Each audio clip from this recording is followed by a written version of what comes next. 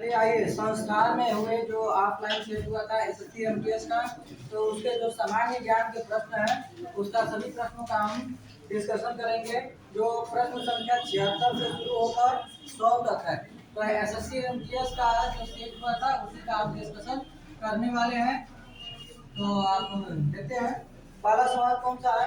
पहला सवाल है सवाल नंबर 76। सवाल नंबर 76, क्वेश्चन नंबर 76 क्या है, कह रहा है कि उस कवि का उस शास्त्रीय नृत्य वाले व्यक्ति का नाम बताइए, उस व्यक्ति का नाम बताइए जिसने कथकली नृत्य को एक नया रूप दिया था। कथकली, जब ऐसा लग रहा था कि कथकली नृत्य जो है ये डूब जाएगा, समाप्त हो जाएगा, तो इसको उजागर किया था, इसको एक नया रूप दिया था। तो उसका नाम बताना है आपको। तो उनका नाम है वलथोल नारायण, वलथोल नारायण, वलथोल नारायण मेनन, वलथोल नारायण मेनन, वलथोल नारायण मेनन हो जाएगा। तो इससे संबंधित हो जाता है, कथकली से हो जाते हैं, ठीक है। उसके बाद याद रखेंगे, यदि आपको पता पूछेगा कि कथकली किस राज्य का है, कथकली किस राज्य का शास्त्रीय नृत्य है, तो कथकली जो है ये आपका केरल का शास्त्रीय नृत्य है, ठीक है। तो शास्त्रीय नृत्य पता है सभी को, 8 शास्त्रीय नृत्य है। शास्त्रीय नृत्य की संख्या कितनी है, 8 है। उसके बाद कुछ कलाकारों का नाम आप याद रखेंगे। जैसे आपसे पूछा जाएगा कि यामिनी कृष्णमूर्ति, यामिनी कृष्णमूर्ति का संबंध किससे है, तो यामिनी कृष्णमूर्ति जो है ये आपकी किससे हो जाती है, भरतनाट्यम, भरतनाट्यम, भरतनाट्यम और साथ ही साथ ये कुचिपुड़ी, दोनों भरतनाट्यम और कुचिपुड़ी दोनों है इनका। ऑप्शन में जो भी दिया हो उसे आप सही करेंगे, ठीक है। यामिनी कृष्णमूर्ति, भरतनाट्यम और कुचिपुड़ी दोनों है। यदि आपसे पूछे शोभना नारायण का क्या है, शोभना नारायण किससे संबंधित है, तो शोभना नारायण जो है ये कथक से संबंधित है, शोभना नारायण, ठीक है। उसके बाद यदि पूछे अपर्णा सतीशन, अपर्णा सतीशन किससे संबंधित है, अपर्णा सतीशन जो है ये कुचिपुड़ी से संबंधित है, अपर्णा सतीशन कुचिपुड़ी, ठीक है। कुचिपुड़ी पूछा जाएगा कि किस राज्य का शास्त्रीय नृत्य है, कुचिपुड़ी किस राज्य का शास्त्रीय नृत्य है, वो आंध्र प्रदेश, आंध्र प्रदेश का शास्त्रीय नृत्य कौन सा है, कुचिपुड़ी आंध्र प्रदेश का है। यदि हम शास्त्रीय नृत्य को छोड़कर कुछ अन्य लोक नृत्य की बात करें, तो आप जैसे पूछा जाता है कि गणगौर कहाँ का लोक नृत्य है, गणगौर यदि पूछा जाए गणगौर कहाँ का लोक नृत्य है, राजस्थान का, राजस्थान का लोक नृत्य कौन सा है, गणगौर जो है ये राजस्थान का लोक नृत्य है। यदि आपसे पूछे टिप्पानी कहाँ का है, टिप्पानी, टिप्पानी लोक नृत्य कहाँ का है, तो टिप्पानी है गुजरात का, टिप्पानी कहाँ का है, गुजरात का। यदि आपसे पूछ लिया जाए गराडी, गराडी लोक नृत्य कहाँ का है, तो गराडी है पुडुचेरी का, पुडुचेरी का लोक नृत्य कौन सा है, गराडी है, ठीक है। यदि पूछा जाए पंडवानी कहाँ का है, पंडवानी, पंडवानी, तो पंडवानी जो है ये पंडवानी है छत्तीसगढ़ का, पंडवानी लोक नृत्य की किस राज्य का है, छत्तीसगढ़ का है। यदि आपसे पूछे कि कूद नृत्य, कूद नृत्य कहाँ का है, तो कूद नृत्य जम्मू कश्मीर का, कूद नृत्य जो है जम्मू कश्मीर का है कूद नृत्य। तो ये कुछ प्रमुख लोक नृत्य आप याद रखेंगे, ठीक है। चलिए उसके बाद दूसरा सवाल है, लाल शैवाल में कायिक जन्म कैसे होता है, तो खंडन विधि से। जो लाल शैवाल है, लाल शैवाल जो है, लाल शैवाल में, लाल शैवाल पूछा, प्रश्न क्या पूछा गया है कि लाल शैवाल में जो जन्म कैसे होता है, लाल शैवाल में कायिक जन्म कैसे होता है, तो खंडन से। किस विधि से होता है, खंडन विधि से होता है, खंडन से। यदि आपसे पूछा है प्रश्न कि कैरागीन क्या है, कैरागीन क्या है, सीधा डायरेक्ट प्रश्न पूछा गया था एक बार सीसीसीएल के पेपर में कि कैरागीन क्या है, डायरेक्ट प्रश्न पूछा गया कैरागीन क्या है, तो कैरागीन एक प्रकार का लाल शैवाल है, कैरागीन जो है एक प्रकार का लाल शैवाल है, ये लाल शैवाल की श्रेणी में आता है कैरागीन, ठीक है। उसके बाद अगला सवाल है, जो फ्रिंजेक्स एक्सरसाइज 2023 में हुआ है, ये पूछा गया है कि फ्रिंजेक्स एक्सरसाइज कौन सी है, फ्रिंजेक्स एक्सरसाइज, फ्रिंजेक्स एक्सरसाइज है, फ्रिंजेक्स एक्सरसाइज जो है पूछा गया है दो देशों के बीच में होती है, भारत और फ्रांस के बीच, भारत और फ्रांस के बीच होती है। कौन सी एक्सरसाइज है, फ्रिंजेक्स एक्सरसाइज, और फ्रिंजेक्स एक्सरसाइज जो है ये कहाँ हुई है, यही प्रश्न पूछा गया है। तो केरल की राजधानी तिरुवनंतपुरम में, तिरुवनंतपुरम में, ठीक है। तो तीन चीज याद रखेंगे, एक्सरसाइज का नाम है फ्रिंजेक्स एक्सरसाइज, 2023 में ये भारत और फ्रांस के बीच में हुई है। और तीसरा महत्वपूर्ण सवाल की 2023 में कहा हुआ है, तिरुवनंतपुरम में, ये भी थोड़ा आपको ध्यान में रखना है। चलिए उसके बाद अन्य एक्सरसाइजों की हम बात करें तो एक एक्सरसाइज आपसे पूछे यदि धर्म गार्जियन पूछे, या आपसे पूछे वीर गार्जियन, ठीक है। और या फिर आपसे पूछे या फिर आपसे क्या पूछे, सीन्यू मैत्री। तो ये तीनों एक्सरसाइज जो है आप याद रखेंगे जापान के साथ। ये तीन एक्सरसाइज जो है जापान के साथ होती है, धर्म गार्जियन, वीर गार्जियन और सीन्यू मैत्री, ये जापान के साथ एक्सरसाइज होती है, ठीक है। उसके बाद याद रखेंगे सूर्य किरण जो है, सूर्य किरण एक्सरसाइज जो है ये होती है आपके भारत और नेपाल के बीच में, भारत और नेपाल के बीच में जो एक्सरसाइज है कौन सी है, सूर्य किरण है। उसके बाद सूर्य किरण हो गया। यदि पूछे वज्र प्रहार पूछे, या फिर आपसे पूछे युद्धाभ्यास, ठीक है, युद्धाभ्यास, या फिर आपसे पूछे टाइगर ट्रम्प, ठीक है। तो ये सब एक्सरसाइज जिसके साथ हो जाते हैं, ये तीनों एक्सरसाइज अमेरिका के साथ, किसके साथ होती है, अमेरिका के साथ। आप ये तीन एक्सरसाइज याद रखेंगे, कौन कौन सी, एक जो वज्र प्रहार, एक युद्धाभ्यास और टाइगर ट्रम्प, ये तीनों एक्सरसाइज किसके साथ, अमेरिका के साथ, ठीक है। एक याद रखेंगे अजय वारियर, जो अजय वारियर एक्सरसाइज है ये भारत और ब्रिटेन के साथ, ये एक्सरसाइज होती है Ajay warrior, Bharat plus Britain के साथ होती है अजय वारियर। चलिए अब ऑप्शन में आगे चलते हैं। चेन्नई ऑप्शन में दिया है, पुदुचेरी और कोलकाता। तो कोलकाता से आप क्या याद रखेंगे, भारत की पहली अंडर वाटर मेट्रो कहाँ चली है, भारत की पहली अंडर वाटर मेट्रो ये कहाँ चली है, कोलकाता में चली है। ये थोड़ा आपको ध्यान में रखना है, भारत की पहली अंडर वाटर मेट्रो कोलकाता में चली है, ये ध्यान में रखना है, ठीक है। कोलकाता पूछे किस नदी के किनारे है, हुगली नदी के किनारे है कोलकाता। और उसके बाद पुदुचेरी से याद रखेंगे, लिंगानुपात के आधार पर सबसे पहले नंबर पे कौन सा केंद्र शासित प्रदेश है, तो लिंगानुपात में पहले नंबर पे आता है पुदुचेरी, 1037। पुदुचेरी का लिंगानुपात कितना है, 1037। और लिंगानुपात के मामले में पहले नंबर पे कौन सा केंद्र शासित प्रदेश, राज्य पूछेगा तो आपका केरल, राज्य पूछेगा या राज्य केंद्र शासित को मिला के पूछेगा तो लिंगानुपात केरल का 1084, और पुदुचेरी का जो हो जाएगा आपका, पुदुचेरी का 1037 केंद्र शासित में पहले। अगला ऑप्शन में दिया है चेन्नई तमिलनाडु की राजधानी, सभी को पता है, याद रखेंगे। महिला रोजगार, सबसे ज्यादा महिलाओं को रोजगार देने वाला शहर कौन सा है, चेन्नई, याद रखेंगे, ठीक है। चलिए आगे चलते हैं। अगला सवाल है, निम्न में से कौन सा एक प्रकार का बड़ा भूरा समुद्री शैवाल है जो दुनिया भर में तटीय मोर्चों के पास उथले पोषक तत्वों से भरपूर खारे पानी में उगता है। तो इसका आंसर क्या होगा, इसका आंसर होगा केल्प शैवाल, शैवाल का नाम पूछा गया है तो ये केल्प शैवाल है। और दूसरा चीज, एक ऑप्शन में आपको क्या दिया गया है, समुद्री घास, ये भी एक प्रकार का शैवाल है, समुद्री घास एक प्रकार का शैवाल है। और याद रखेंगे ये एकमात्र शैवाल ऐसा है, एकमात्र फूल वाला शैवाल, ठीक है, एकमात्र फूल वाला पौधा जो समुद्री वातावरण में उगता है, एकमात्र फूल वाला पौधा, ठीक है। ये समुद्री घास जो है एकमात्र फूल वाला पौधा है जो समुद्री क्षेत्र में उगता है, ठीक है, या जो समुद्री वातावरण में उगता है। इसके बारे में ये जानकारी आप याद रखेंगे, समुद्री वातावरण में उगता है, ठीक है।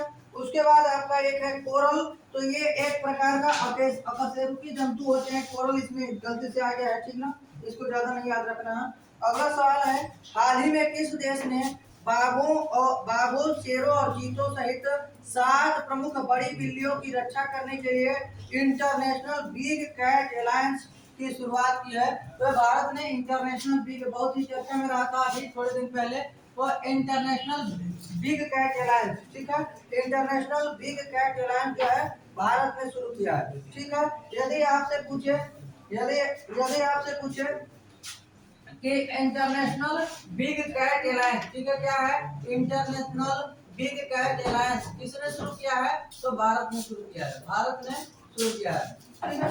ये थोड़ा आप ध्यान में रखेंगे।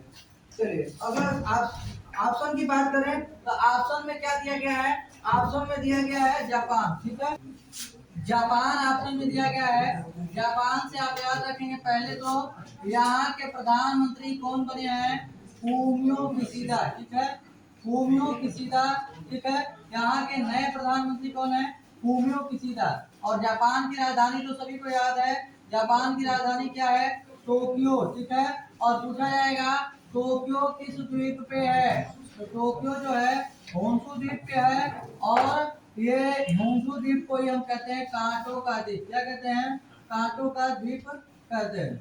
उसके बाद जापान से एक और प्रश्न याद रखेंगे, जो जापान के सबसे लंबे समय तक प्रधानमंत्री रहे, जापान के सबसे लंबे समय तक प्रधानमंत्री रहे, और उनका क्या नाम है, शिंजो आबे, ठीक है, शिंजो आबे।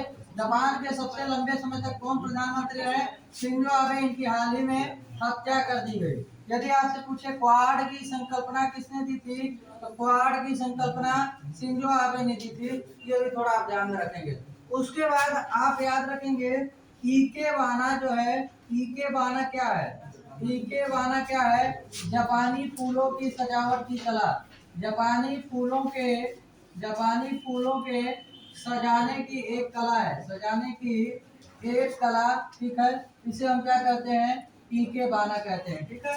जापानी फूलों के सजाने की एक कला है जिसे हम क्या कहते हैं, ईके बाना कहते हैं, ये भी थोड़ा आपको ध्यान में रखना है। चलिए आगे चलते हैं। पद्मश्री पुरस्कार से सम्मानित गुरु गंगाधर प्रधान, पद्मश्री पुरस्कार से सम्मानित गुरु गंगाधर प्रधान निम्न में से किस नृत्य शैली के कुशल नर्तक है, ठीक है, कौन है, गुरु गंगाधर प्रधान। पूछ रहा है कि गुरु गंगाधर प्रधान, गंगाधर, ठीक है, गुरु गंगाधर प्रधान जो है ये किस नृत्य से संबंधित है, तो याद रखेंगे ये ओडिसी से, किस नृत्य से संबंधित है, ओडिसी से संबंधित है। और ये एक शास्त्रीय नृत्य है। और साथ साथ याद रखेंगे ओडिसी के अन्य कलाकारों का नाम यदि हम बताएं तो एक नाम मिलता है जो खूब पूछा गया पेपर में, सोनल मानसिंह, सोनल मानसिंह, ये भी ओडिसी कलाकार हैं, ओडिसी से संबंधित है। इसके बाद एक नाम मिलेगा मायाधर राउत, मायाधर राउत, मायाधर राउत, ये भी ओडिसी से संबंधित है। और एक मिलेंगी लीला, लीला, लीना, लीना मोहंती, लीना मोहंती, तीन नाम आप याद रखेंगे। सोनल, गुरु गंगाधर प्रधान, ठीक है, सोनल मानसिंह, मायाधर राउत, राहु अतरबूज, ठीक है, और लीना मोहंती, ठीक है, लीना मोहंती, ये तीन नाम आप याद रखेंगे किसके लिए, ओडिसी के लिए। आगे चलते हैं। अगला सवाल है निम्न में से कौन प्रसिद्ध वायलिन वादक है, ठीक है, चार ऑप्शन दिए गए हैं। क्या क्या ऑप्शन दिए गए, सज्जाद हुसैन, कौन है, सज्जाद हुसैन, सज्जाद हुसैन है। और उसके बाद ऑप्शन दिया गया है अनुष्का शंकर, ठीक है, अनुष्का शंकर, अनुष्का शंकर ऑप्शन में दिया गया है।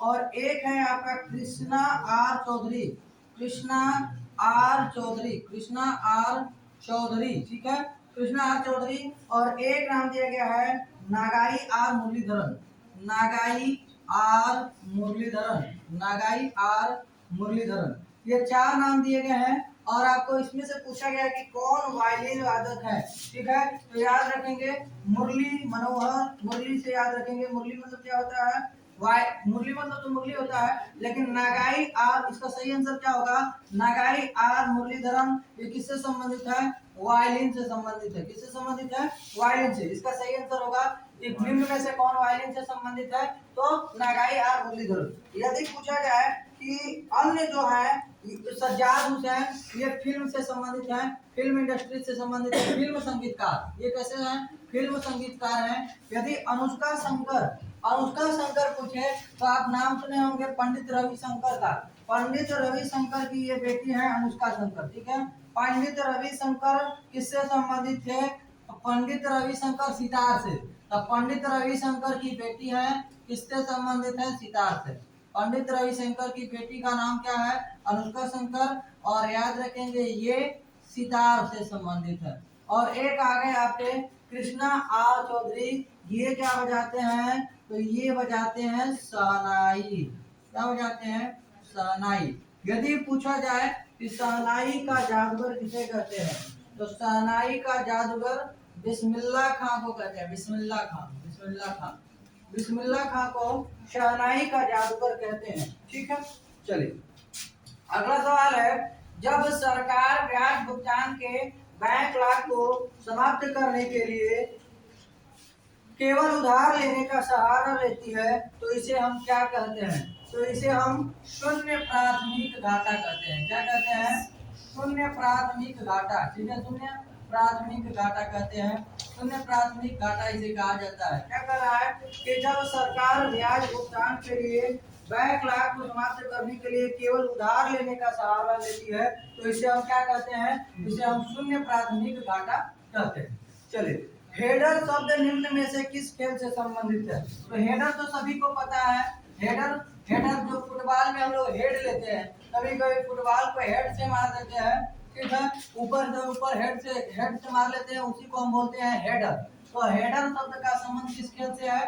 तो फुटबॉल से है। और फुटबॉल में पूछे खिलाड़ियों की संख्या कितनी होती है? तो 11 खिलाड़ी होते हैं। यदि पूछ ले अभी हाल ही में फुटबॉल का वर्ल्ड कप फीफा कहाँ हुआ था, फीफा वर्ल्ड कप कहाँ हुआ था, तो ये भी प्रश्न आपसे पूछा जा सकता है। कमेंट बॉक्स में बताइए कि फीफा वर्ल्ड कप हाल ही में कहाँ हुआ है, ठीक है। उसके बाद यदि आपसे पूछे कि फीफा की स्थापना कब हुई, 1904 में ज्यूरिख स्विट्जरलैंड में, ज्यूरिख स्विट्जरलैंड में फेडरेशन इंटरनेशनल फुटबॉल एसोसिएशन, ठीक है। कतर दोहा में कहाँ हुआ था? फीफा वर्ल्ड कप कहाँ हुआ है? कतर दोहा में हुआ है, ठीक है। चलिए उसके बाद अगला सवाल क्या जानेंगे? यदि पूछे आपसे पेनाल्टी क्या बोलते हैं? पेनाल्टी का संबंध किस खेल से है? ये भी फुटबॉल से है, ठीक है। यदि आपसे पूछे फाउल का संबंध किस खेल से है? फाउल। यदि आपसे पूछे डिफेंडर का संबंध किस खेल से? सब फुटबॉल से है, डिफेंडर है। और यदि आपसे पूछे गोलकीपर का संबंध किस खेल से है? गोलकीपर। और साथ ही साथ एक और याद रखेंगे, किक शब्द का संबंध किससे है? किक। तो ये सब फुटबॉल से संबंधित है। यदि आपसे पूछे डबल फॉल्ट का संबंध किस खेल से है? डबल फॉल्ट का संबंध किस खेल से है? लॉन टेनिस से है। डबल फॉल्ट किससे है? लॉन टेनिस से है। यदि आपसे पूछ ले कि डायमंड का संबंध किस खेल से है, तो बेसबॉल के खेल परिसर को डायमंड कहते हैं। बेसबॉल के खेल परिसर को क्या कहते हैं? डायमंड कहते हैं। यदि आपसे पूछ ले कि एरिना का संबंध किससे है, तो घुड़सवारी का जो खेल स्थल है, घुड़सवारी के खेल स्थल को हम क्या कहते हैं? एरिना कहते हैं। यदि आपसे पूछ ले कि वेलोड्रम का संबंध किस खेल से है, तो साइकिलिंग से। साइकिलिंग जो होती है कहाँ होती है? वेलोड्रम बोलते हैं। जो साइकिलिंग जहाँ होती है उसे हम क्या बोलते हैं? वेलोड्रम या वेलोड्रम बोलते हैं। ये भी थोड़ा आपको ध्यान में रखना है। चलिए अगला सवाल है, विभिन्न गतियों में उनके उदाहरणों के संबंध में गलत जोड़ों की पहचान कीजिए।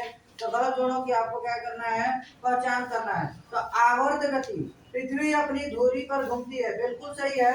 इसे हम पीरियोडिक मोशन यानी कि आवर्त गति कहते हैं, ये तो बिल्कुल सही है। उसके बाद कह रहा है ऋजु रेखीय गति, एक कोण पर हवा में फेंका गया पत्थर। नहीं, इसको ऋजु रेखीय गति नहीं हम कहते हैं, इसे हम कहते हैं रेक्टिलिनियर। क्या बोलते हैं? रेक्टिलिनियर गति कहते हैं। क्या कहते हैं? रेक्टिलिनियर गति कहते हैं। रेक्टिलिनियर गति कहते हैं। यहाँ इसका सही आंसर क्या होगा? रेक्टिलिनियर गति कहते हैं। तीसरा क्या दिया गया है? घूर्णी गति। तो घूर्णी गति और पवन चक्की का ब्लेड जो है वो घूर्णन गति करता है, बिल्कुल सही है। और दोलन गति, नदी के ऊपर और नीचे उछलने वाली जो नाव है वो दोलन गति का उदाहरण है। यानी सही आंसर क्या होगा? बी होगा। चलिए अगला सवाल है, भारतीय राष्ट्रीय आंदोलन के संदर्भ में हिंदू महाकाव्य महाभारत को फिर से बनाने वाला एक व्यंग्य उपन्यास द ग्रेट इंडियन नावल। ठीक है, उपन्यास का क्या नाम है? द ग्रेट इंडियन नावल के लेखक कौन है? तो बहुत ही आसान सा सवाल है, कई बार पेपर में पूछ लिया गया है कि ग्रेट इंडियन नावल जो है यह किसकी रचना है। तो दो चार रचनाएं हैं शशि थरूर की, वही याद रखेंगे आप। कौन कौन सी? एक तो है the great Indian novel, the great Indian novel, ये किसकी रचना है? शशि थरूर की रचना है। एन एरा ऑफ डार्कनेस, एक याद रखेंगे, केवल हम शशि थरूर के भी बता रहे हैं, शशि थरूर की रचना है an era of darkness, an era of darkness. ठीक है, एक पुस्तक इनकी है Ambedkar a life, Ambedkar a life, Ambedkar a life. ठीक है, तो ये तीन प्रमुख, और एक और why I am Hindu, why I am Hindu, why I am Hindu, ये चारों पुस्तक याद रखेंगे। ये चारों पुस्तक किसकी है? 13 सुरूर यानी शशि थरूर। ठीक है, शशि थरूर अभी हाल ही में कांग्रेस के अध्यक्ष पद का चुनाव हारे हैं। शशि थरूर केरल राज्य से संबंधित है। किस राज्य से संबंधित है? केरल राज्य से संबंधित है। मल्लिकार्जुन खड़गे ने इन्हें हराया है, और कांग्रेस के नए अध्यक्ष कौन बने हैं? मल्लिकार्जुन खड़गे, मल्लिकार्जुन खड़गे। ठीक है, ये भी बात थोड़ा आप ध्यान में रखेंगे। बाकी और अन्य ऑप्शन की हम बात करें तो अन्य ऑप्शन में दिया गया है अरुण शौरी।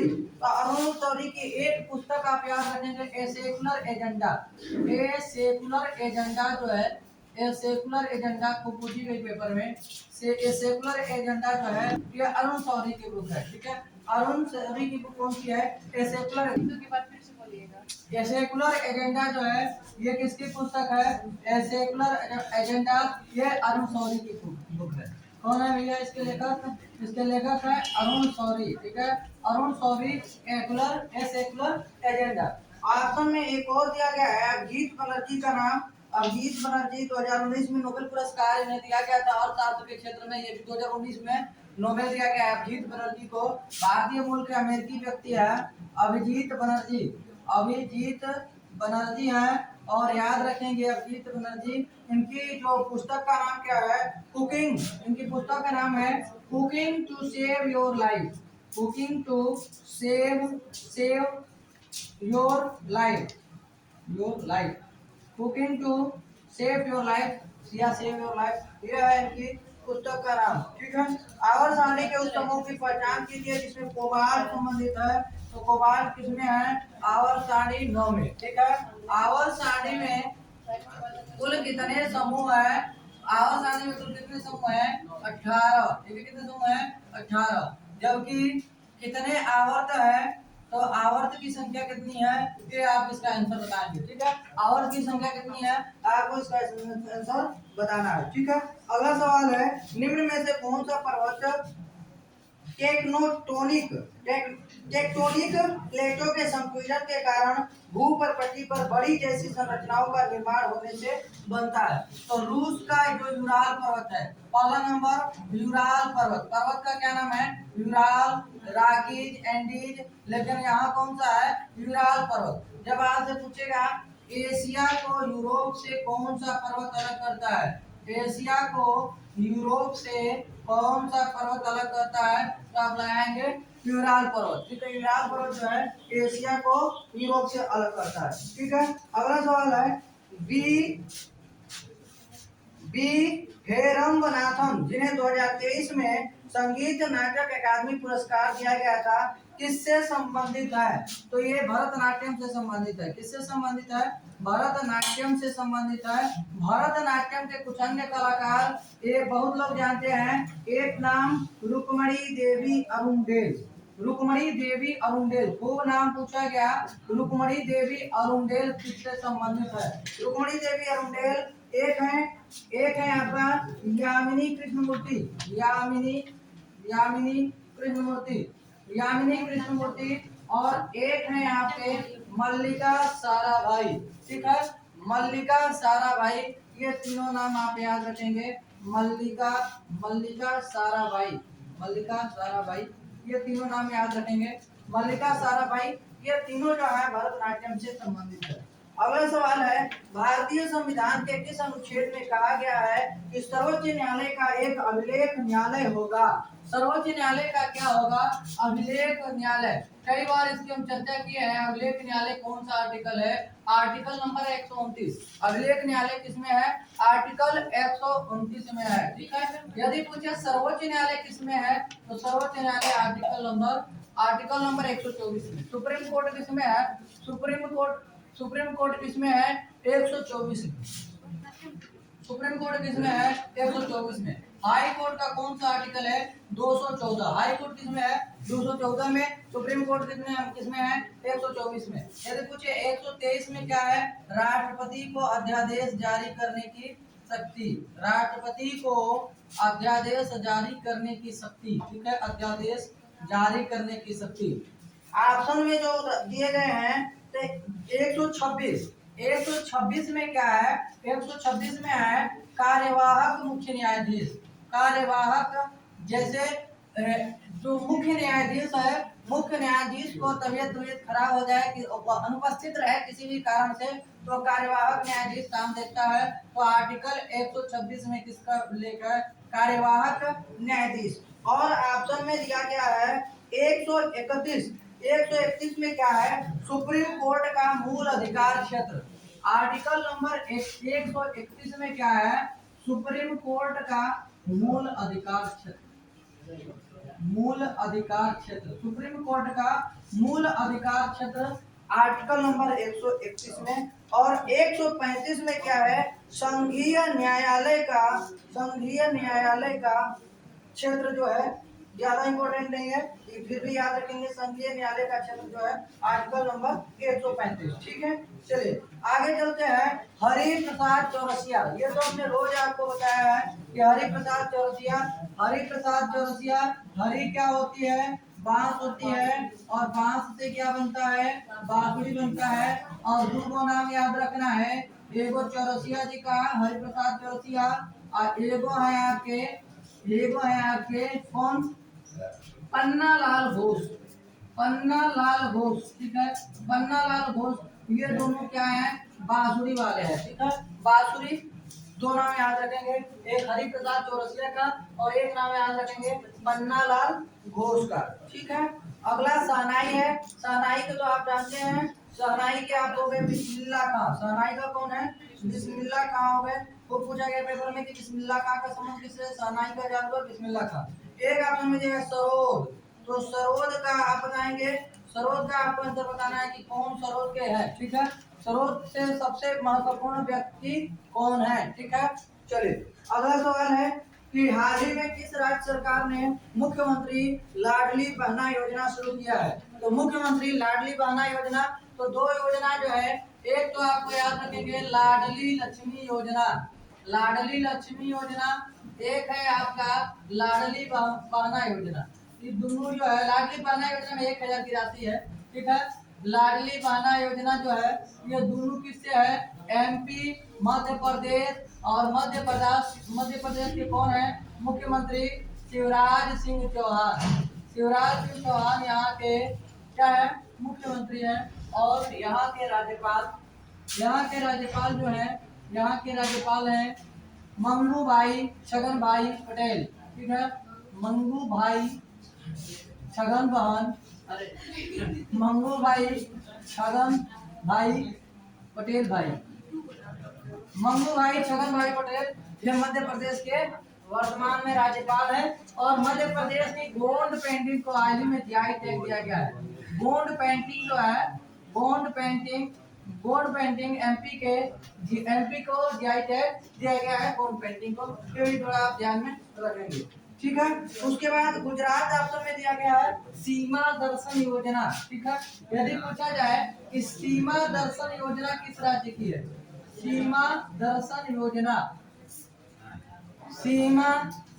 योजना, यदि आपसे पूछे कि सीमा दर्शन योजना किस राज्य की है, तो यह है आपकी गुजरात की। सीमा दर्शन योजना गुजरात की योजना है।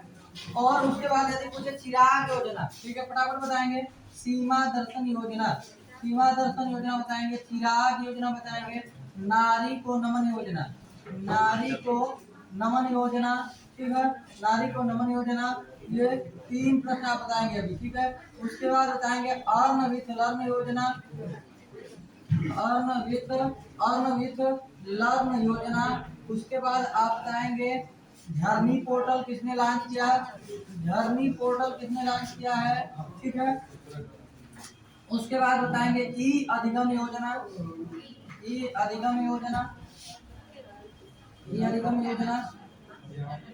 उसके बाद बताएंगे काशी यात्रा योजना, काशी यात्रा योजना।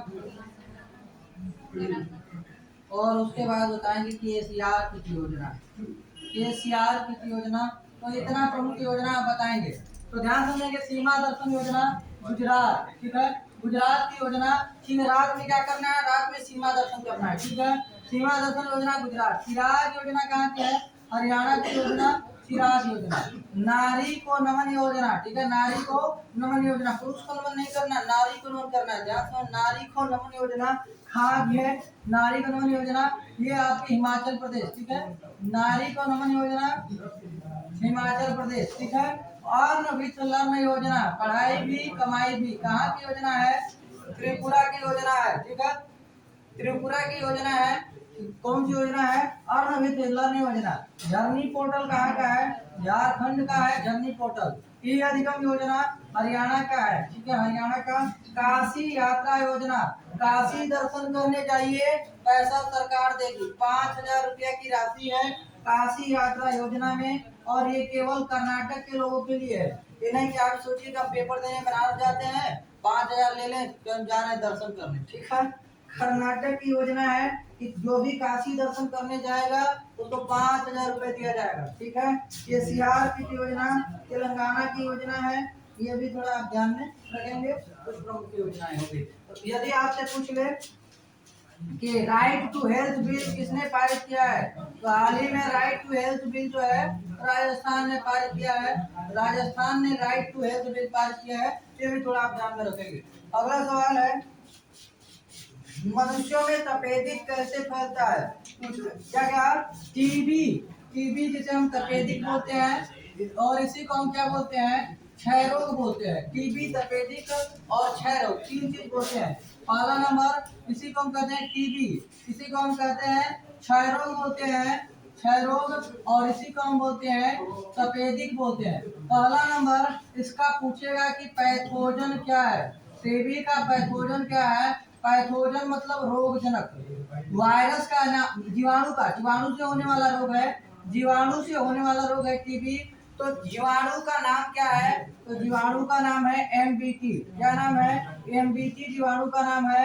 इसे बोलते हैं माइक्रो, इसको क्या बोलते हैं, माइक्रोबैसिलस माइक्रोबैक्टीरियम ट्यूबरक्लोसिस, ठीक है।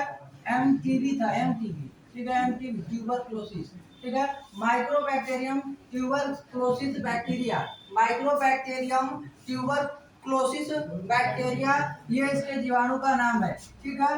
उसके बाद याद रखेंगे टीबी दिवस कब मनाते हैं, 24 मार्च को मनाते हैं ना, 24 मार्च को मनाते हैं, 24 मार्च टीबी दिवस को मनाते हैं, 24 मार्च को मनाते हैं टीबी दिवस, और 25 अप्रैल को मलेरिया दिवस, ये भी थोड़ा आप ध्यान रखेंगे, ठीक है। उसके बाद याद रखेंगे इसका लक्ष्य कब तक रखा गया है, 2025 के बाद टीबी नहीं देखना है, ठीक है। 2025 के बाद टीबी नहीं देखना है, ठीक है। टीबी हारेगा देश जीतेगा, ठीक है, टीबी हारेगा देश जीतेगा, इसका लक्ष्य कब तक रखा गया है, तो ये भी याद रखेंगे, टीबी हारेगा देश जीतेगा, 2025 तक टीबी उन्मूलन का लक्ष्य रखा गया है, ठीक है। तो ये टीबी से जानकारी याद रखेंगे, ठीक है, ठीक है।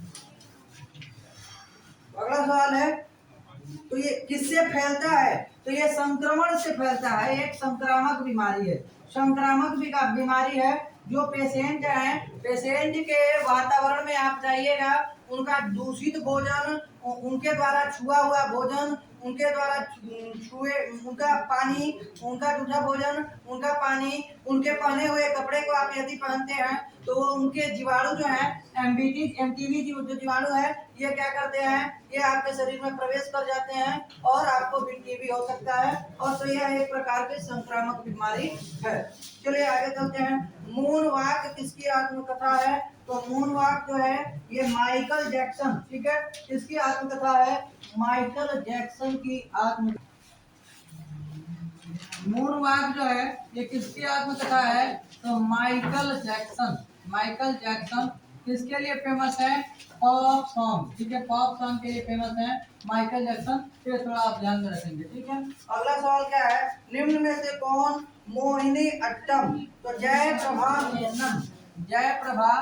जयप्रभा मेनन जो है ये आप किससे संबंधित है? मोहिनी अट्टम से संबंधित है। यामिनी कृष्णमूर्ति अभी बताया था भरतनाट्यम और कुचिपुड़ी दोनों है। यामिनी कृष्णमूर्ति का भरतनाट्यम और कुचिपुड़ी दोनों है। और एक ऑप्शन में दिया गया है प्रेरणा श्रीमाली।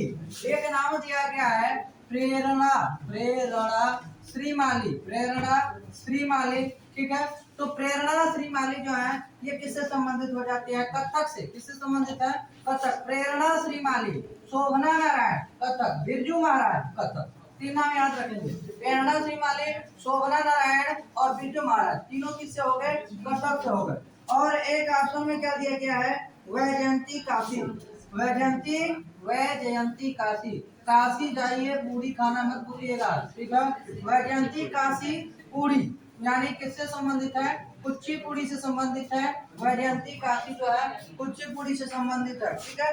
चलिए आगे। भारत के ओलंपिक पदक विजेता श्री अभिनव बिंद्रा द्वारा लिखित आत्मकथा का नाम क्या है? A shot at history. A shot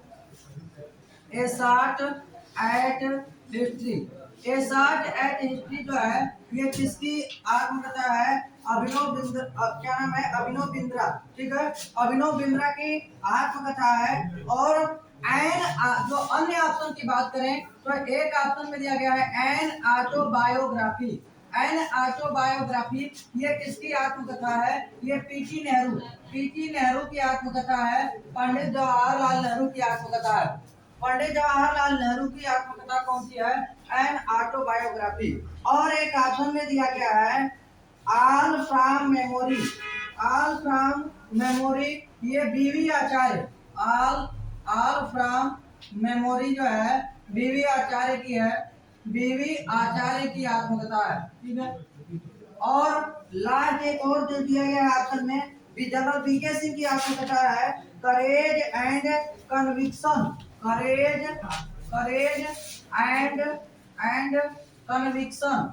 and conviction जो है ये किसकी आत्मकथा है? तो करेज एंड कन्विक्शन जो है ये है जनरल वीके सिंह की आत्मकथा है करेज एंड कन्विक्शन। अगला सवाल है शीतकालीन ओलंपिक 2026 की मेजबानी किस देश को दी जाएगी? तो पहला नंबर बात किसकी हो रही है? शीतकालीन ओलंपिक की। ग्रीष्मकालीन की नहीं बात हो रही है। ग्रीष्मकालीन देगा तो फ्रांस पेरिस हो जाएगा। 2024 में पेरिस फ्रांस में होने वाली है। लेकिन ये भैया बोल रहा है कि शीतकालीन ठंडा वाला, ठंडा कुल वाला बताइए, ठीक है। ठंडा कुल वाला बताना है, यानी जो ठंडा में होता है वो बताना है। पहला नंबर ये पहली बार 1924 में हुआ था फ्रांस में। पहली बार 1924 में फ्रांस में हुआ था शीतकालीन ओलंपिक।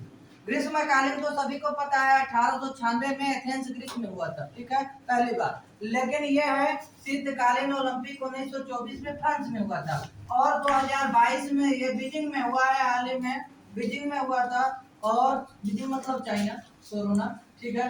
और लास्ट 2026 में जो ये होने वाला है, 2026 में ये होने वाला है इटली। और इटली में कहा? मिलान शहर है इटली में। मिलान इटली में होने वाला है 2026 में। कहा होगा? मिलान इटली में होने वाला है। ये भी थोड़ा आपको ध्यान में रखना है।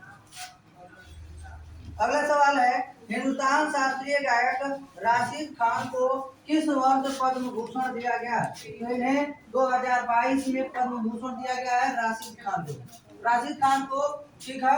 कब दिया गया है? 2022 में दिया गया है, ठीक है। अगला, निम्न में से किसने 1993 में ओडिसी नृत्य विद्यालय सर्जन की स्थापना की थी? तो केलुचरण महापात्रा। ओडिसी विश्वविद्यालय की स्थापना किसने की थी? केलुचरण महापात्रा। का संबंध किससे है? ओडिसी। केलुचरण महापात्रा किससे संबंधित है? ओडिसी से संबंधित है। ओडिसी से संबंधित है, ठीक है। बाकी जो कुमकुम मोहंती है, माधवी मुदगल, रतिकांत महापात्र, ये तीनों भी ओडिसी के ही कलाकार हैं। चारों ऑप्शन ओडिसी के ही कलाकार हैं। लेकिन पूछा क्या क्या है कि ओडिसी नृत्य विद्यालय सर्जन 1993 में स्थापित हुआ था, इसकी स्थापना किसने की थी? तो केलुचरण महापात्रा ने किया था, ठीक है। अगला सवाल, गंगा का मैदान किन दो नदियों के बीच है? तो घग्गर और तीस्ता नदी, ठीक है। घग्गर और तीस्ता नदी, तीस्ता नदी, घग्गर और तीस्ता नदी के बीच में जो है, जो बीच का जो क्षेत्र है, उसी को हम क्या बोलते हैं? उसी को हम गंगा का मैदानी भाग बोलते हैं। गंगा कहाँ से निकलती है? गोमुख हिमनद। कहाँ से निकलती है? गोमुख हिमनद से निकलती है, ठीक है। और यदि आपसे पूछेगा कि गंगा की लंबाई कितनी है, भारत की सबसे लंबी नदी कौन सी है? भारत की सबसे लंबी नदी गंगा 2525 मीटर, ठीक है। 2525 मीटर नहीं, किलोमीटर, ठीक है। किलोमीटर, ये गंगा की लंबाई हो गई, ठीक है। तो उसके बाद यदि घग्गर से याद रखेंगे, राजस्थान का शोक किसे कहते हैं? घग्गर नदी को राजस्थान का शोक कहते हैं। राजस्थान का शोक किस नदी को कहते हैं? घग्गर नदी को कहते हैं। तो बाकी ये आपका सभी प्रश्नों के डिस्कशन हो गए, और बाकी आप लोग देखिएगा, रिवीजन कीजिएगा, याद कीजिएगा, बस रहने देते हैं। बाकी खुश रहिए, मस्त रहिए, व्यस्त रहिए। बाकी हमारे चैनल को लाइक कीजिए, सब्सक्राइब कीजिए और शेयर कीजिए।